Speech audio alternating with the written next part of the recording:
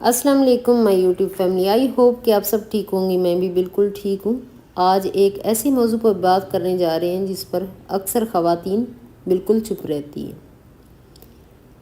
اور وہ ہے شوہر کی مار پیٹ جب کرتا ہے، گالیاں دیتا ہے لیکن کبھی کبھی خیال بھی رکھ لیتا ہے۔ کیا ایسے شوہر کے ساتھ گزارا کرنا ممکن ہے؟ کیا خاموشی ہی حل ہے؟ آج کا موضوع بہت ہی زیادہ سینسیٹیو ہے، خاص کر کہ عورتوں کے لیے انتہائی سینسیٹیو ہے۔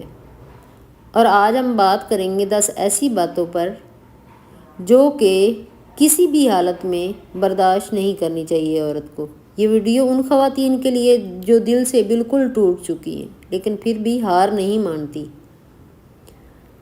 حصہ نمبر 1، رشتہ یا قید۔ کبھی تم نے سوچا ہے، ایک شوہر جو صبح مار پیٹ کرتا ہے، گالی گلوچ کرتا ہے اور شام کو تمہیں کہتا ہے آج کچھ خاص پکا لینا، کیا یہ محبت ہے یا منافقت ہے؟ اکثر خواتین کہتی ہیں ہاں وہ غصے والا ہے، ہاتھ بھی اٹھا لیتا ہے، لیکن جب بیمار ہوتی ہوں تو دوائی لا کر دے دیتا ہے، تو کیسا چھوڑ دوں، آخر خیال تو رکھتا ہے نا۔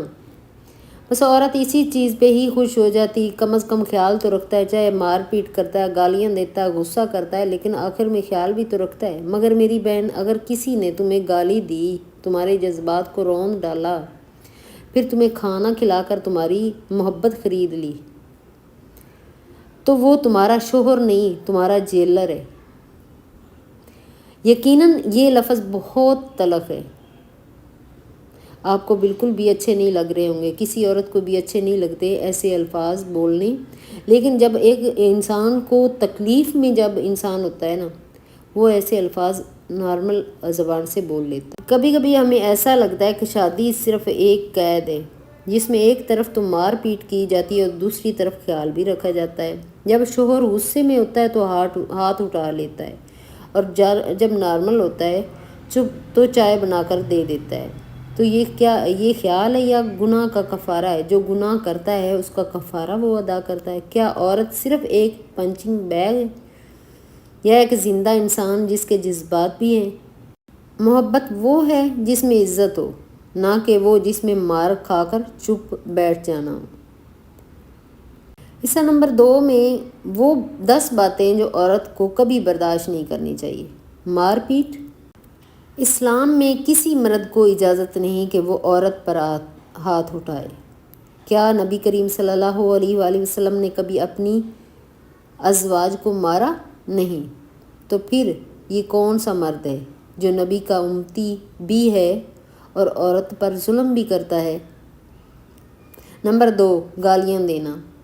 کبھی کبھی الفاظ جو ہوتے ہیں وہ بھی خنجر ہوتے ہیں، جو بات بات پہ کیا جاتا ہے، پاگل ہو تم، ناکارہ ہو، یہ سب ذہنی زہر ہوتے ہیں جو دل کی جڑیں جو ہوتی ہیں وہ بالکل سکڑا دیتا ہے۔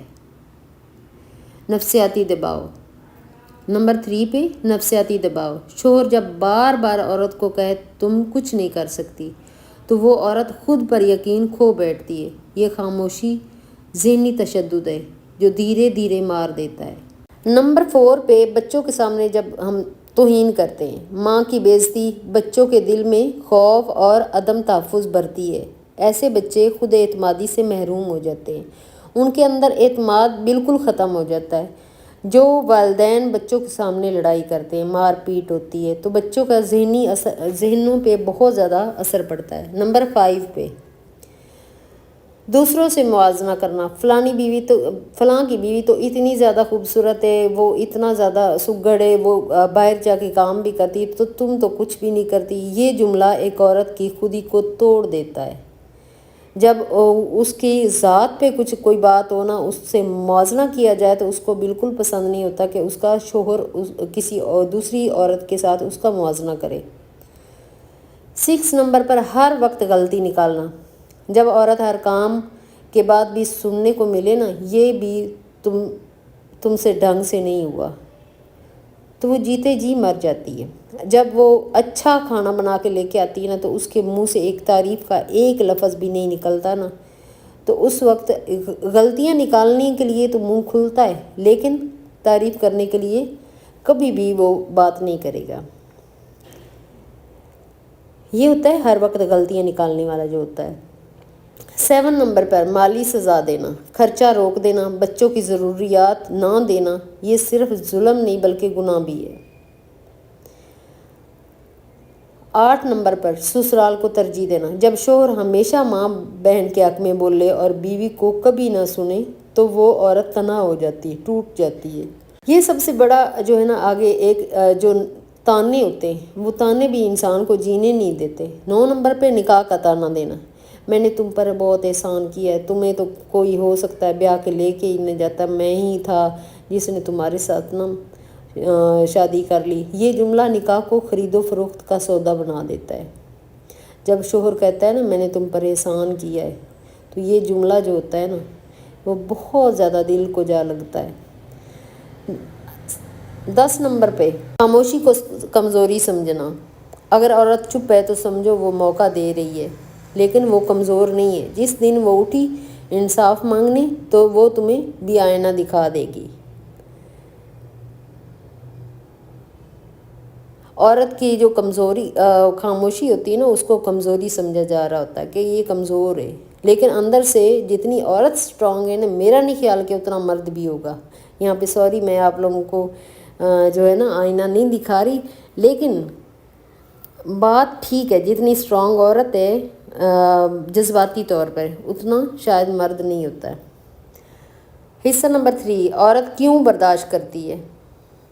تم برداشت کیوں کرتی ہو؟ اپنے آپ سے پوچھو نا۔ کیونکہ تم نے بچپن سے سنا ہے لڑکی کو گھر بچانا ہے، گھر بنانا ہے۔ آپس میں جو دوست بیٹھی ہوتی نا ہماری اماؤں کے پاس، ان کی دوست جو بیٹھی ہوتی ہے نا وہ بھی شروع میں جب چھوٹے ہوتے ہیں، انسان چھوٹا ہوتا ہے، بالکل شعور کی دنیا میں قدم رکھ رہا ہوتا ہے نا، تو اس وقت ہی ذہن میں یہ ڈالا جاتا ہے کہ لڑکی کو اپنا گھر بنانا ہوتا ہے۔ مرد غصے والے ہوتے ہیں، تمہیں اس گھر کو بنانا ہے۔ برداشت کرنے والی عورت کو جنت ملتی ہے۔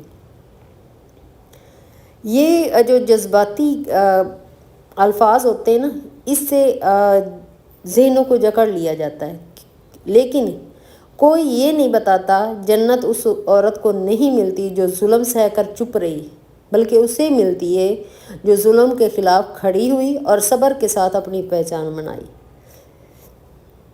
عورت کمزور نہیں ہے، مضبوطی کی بنیاد ہے۔ کسی بھی گھر کی اصل طاقت عورت ہوتی ہے۔ کوئی بھی گھر ہے نا وہ اس وقت تک گھر نہیں لگتا جس وقت تک اس گھر میں کوئی عورت نہ ہو۔ تم خاموش ہو کر گھر سنبھالتی ہو تو بول کر بھی گھر بچا سکتی ہو۔ خاموشی سے اگر گھر پورے کو سنبھالتی ہو نا، پوری ہر ایک چیز بغیر اجرت کے، بغیر کسی چیز کے لیے، بغیر وہ سارے گھر کو سنبھال رہی ہوتی ہے، تو وہ بول کر گھر بچا بھی سکتی ہے۔ محبت اور مار ایک ساتھ نہیں چل سکتے۔ اگر تم مار سہ کر محبت کو مان رہی ہو نا، اگر تمہیں لگتا ہے کہ تمہارا شوہر تم سے محبت کرتا ہے کیونکہ تمہیں مارتا بھی ہے، محبت بھی کرتا ہے، تو دونوں چیزیں جو ہے نا وہ ایک جگہ پہ کبھی بھی نہیں چل سکتی، تو تم خود کو دھوکہ دے رہی ہو۔ تم اپنی بیٹی کے لیے مثال ہو۔ جو تم سہ رہی ہو نا آج، گالی گلوچ، مار پیٹ، تانے سہ رہی ہو نا، جو چیز سہ رہی ہو وہ تم آہستہ آہستہ اپنی بیٹی کے اندر وہ چیز آہستہ آہستہ اس کی شعور میں ڈال رہی ہو کہ یہی چیز تم نے بھی سہنی ہے۔ وہی تمہاری بیٹی دیکھ رہی ہے، کل کو وہ بھی سہنے لگے گی۔ تم اپنی بیٹی کے لیے مثال بنو، اپنی بیٹی کے لیے اسٹینڈ لو کہ تمہیں عزت دی جائے، کہ آگے جا کے وہ بھی عزت کی حقدار ہو۔ اللہ نے تمہیں قیمتی بنایا ہے۔ قرآن میں عورتوں کو لباس کہا گیا ہے۔ قرآن پاک میں عورتوں کو لباس کہا گیا ہے۔ لباس کا مطلب عزت، پردہ، حفاظت ہے، نہ کہ پھاڑنے اور روندنے والی چیز ہو۔ خاموش ہو نا تو خاموشی کو طاقت میں بدلو۔ آج سے فیصلہ کرو کہ تم ظلم پر خاموش نہیں رہو گے، تم اپنی آواز کو طاقت بناؤ گے۔ اس میں اگر کوئی بھی ساتھ نہ دے نا، تمہارا ہر کوئی ساتھ چھوڑ جائے، کوئی بھی ساتھ نہ دے تو تمہارا ساتھ تمہارا اللہ ضرور دے گا۔ نبی کریم صلی اللہ علیہ وآلہ وسلم نے فرمایا تم میں سے بہتر وہ ہے جو اپنی بیوی کے ساتھ بہتر ہو۔ شوہر کا حق بیوی سے نرمی سے پیش آنا، جو شوہر کا حق ہوتا ہے وہ بیوی سے نرمی سے پیش آنا، اسے عزت دینا، اس کے نان نفقے کا ذمہ دار ہونا۔ اگر وہ ہاتھ اٹھاتا ہے تو وہ اسلام کی نافرمانی کر رہا ہے۔ اگر تم چپ رہتی ہو تو تم اپنے ایمان کے خلاف جا رہی ہو۔ نیا آغاز۔ ہر عورت کو ایک موقع ملتا ہے کہ وہ زندگی بدلے، کبھی اپنے لفظوں سے، کبھی اپنی خاموشی توڑ کر۔ تو آج خود سے وعدہ کرو، میں اپنی خاموشی کو طاقت بناؤں گی۔ میں اپنی بیٹی کو سکھاؤں گی کہ عورت وہ نہیں جو مار سہ لے، بلکہ وہ جو عزت سے جیے۔ اپنی بیٹی کے لیے سٹینڈ لو، کیونکہ جتنا آپ سہتی رہو گی اتنا ہی آپ کی بیٹی بھی آگے جا کے سہے گی۔ اگر آپ دانش مندی، عقل مندی سے یہ فیصلہ کر کے مار پیٹ کو، زور زبردستی جو بھی آپ کے ہوتی ہے وہ چیز آپ اس ہاتھ کو روک دو گے نا، تو کل آپ کی بیٹی بھی یہ چیزیں نہیں سہ سکے گی۔ آخر میں ایک بات میں آپ لوگوں سے ضروری بات کرنا چاہتی ہوں، میری بہنوں، محبت وہ ہے جس میں عزت ہو، نہ کہ آنکھوں میں آنسو اور دل میں درد۔ شوہر کا فرض ہے کہ تمہیں عزت دے، اور تمہارا فرض ہے آپ اپنے آپ کو پہچانو۔ یہ ویڈیو تمہارے لیے، تم جیسی لاکھوں بہنوں کے لیے جو چپ رہی ہیں مگر ان کا دل چیخ رہا ہے۔ آج آواز دو، کیونکہ تم خاموش رہو گی تو تمہاری بیٹی بھی کل چپ رہے گی۔ یا اللہ، ہر مظلوم عورت کی مدد فرما، اسے ہمت دے، خود ہی دے، اپنے حق کے لیے کھڑا ہونے کا حوصلہ دے، آمین۔ اور آج کی میری ویڈیو یہیں تک ہے، نیکسٹ ویڈیو میں ملاقات ہوگی۔ اوکے، اللہ حافظ۔ اپنا اور اپنی فیملی کا بہت زیادہ خیال رکھیے گا اور دعاؤں میں یاد رکھیے گا، اور جاتے جاتے چینل کو سبسکرائب بھی کر دیجیے گا اور لائک اور شیئر بھی کر دیجیے گا۔ اوکے، اللہ حافظ۔